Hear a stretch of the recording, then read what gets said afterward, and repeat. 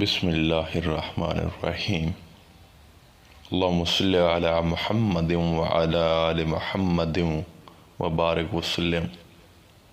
کچھ لوگ اکثر یہ سوچتے ہیں کہ اللہ کس کو اپنا ولی بناتا ہے، کس کو ولایت عطا کرتا ہے۔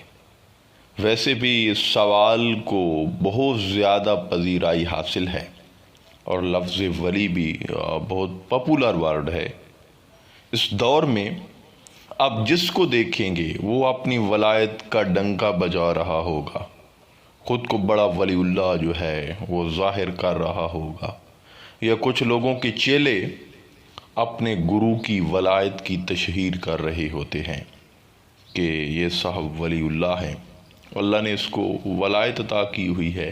مطلب لوگ پریشان ہیں، وہ پہچان کرنے سے قاصر ہیں کہ کون اللہ کا ولی ہے۔ دیکھیے، کبھی ہم نے سوچا ہے کہ ہماری زندگی میں کئی کام ایسے ہیں کہ جن کے بارے میں اللہ چاہتا ہے کہ وہ کام جو ہے ہم کریں، اور کئی کام ایسے ہیں کہ جن کے بارے میں جو ہے اللہ چاہتا ہے کہ وہ کام ہم نہ کریں۔ مثلا نماز کا وقت آ گیا، اب اللہ چاہتا ہے کہ ہم اللہ کے حضور اس کی بارگاہ میں موجود رہیں، لیکن ہم غیر حاضر ہوتے ہیں اور غفلت میں ہوتے ہیں۔ اسی طرح اللہ چاہتا ہے کہ ہم سخت کلامی نہ کریں، کسی پر تہمت اور الزام نہ لگائیں، گالی گلوج نہ کریں، ایک دوسرے کے ساتھ جو ہے کرخت لب و لہجے سے بات نہ کریں، لیکن ہم ذرا لحاظ نہیں کرتے، بلکہ ہمارے لہجے سخت ہیں۔ اگر ہم میں سے کوئی گالی گلوچ اور طعن و تشنیع کر رہا ہے، دوسرے بندے پر سختی کر رہا ہے، الزام تراشی کر رہا ہے، برا بھلا کہہ رہا ہے، اس سے نفرت کر رہا ہے، تو لازمی بات ہے کہ یہ امور اور افعال جو ہیں یہ اللہ کو بالکل پسند نہیں ہیں، اور اس سے وہ ہمیں منع کرتا ہے، لیکن ہم باز نہیں آ رہے۔ اسی طرح اللہ تعالیٰ چاہتا ہے کہ ہمارے دل میں دنیا، جاہ و منصب اور مال و دولت کی طلب و ہرس اور لالچ نہ ہو، لیکن یہ سب ہمارے اندر موجود ہے۔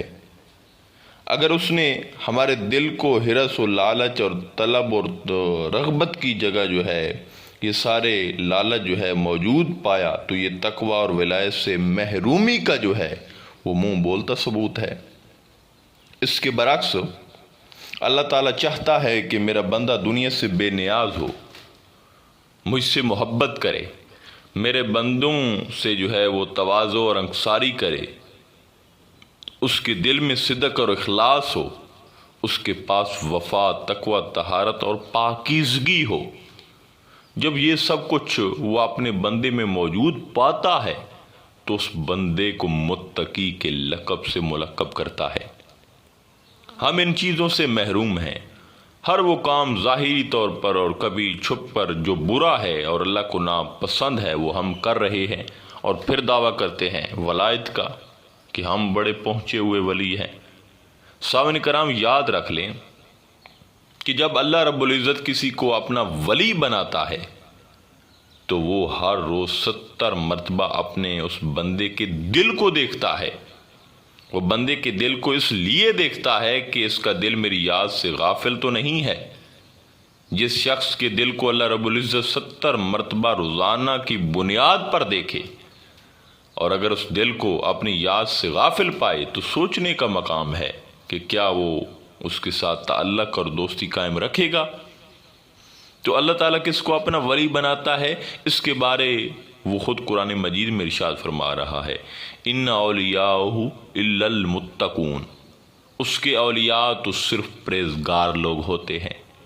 سامعین کرام، اللہ رب العزت نے اس آیت مبارکہ میں ولایت اور تقوی دونوں کو لازم اور ملزوم قرار دیا ہے۔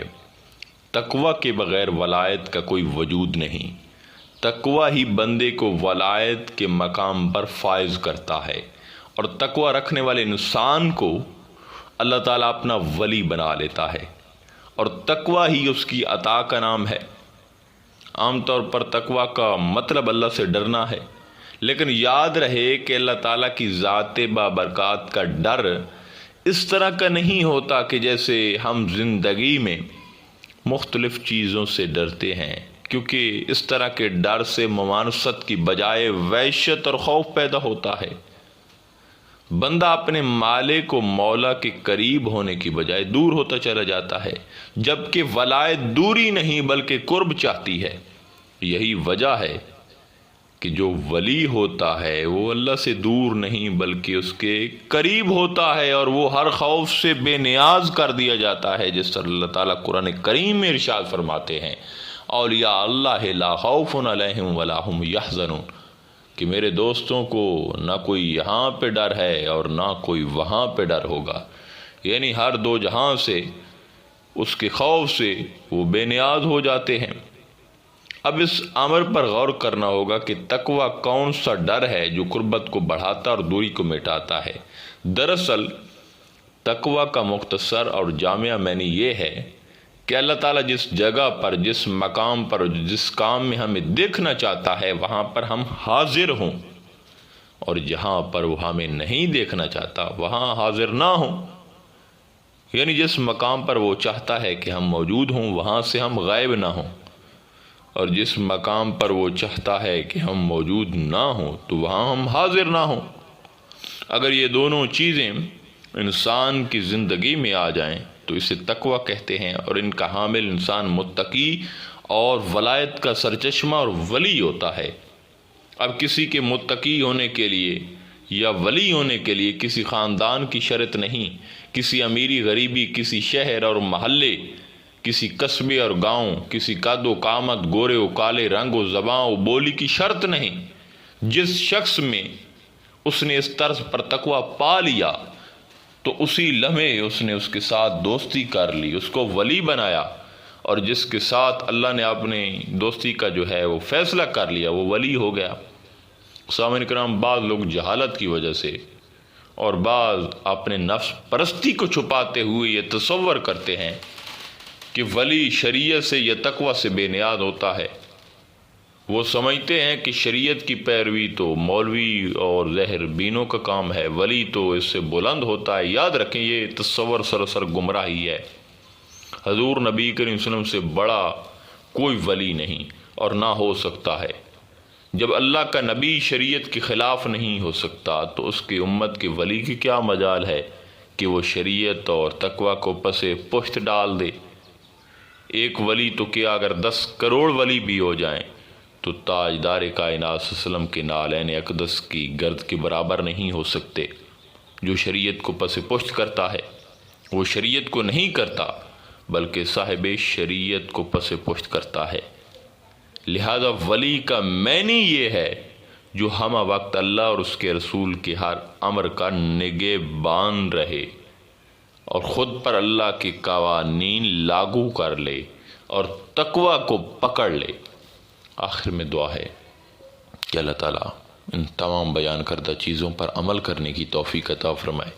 انشاءاللہ تعالیٰ ملتے ہیں ایک نئے موضوع میں، تب تک اللہ نگہبان۔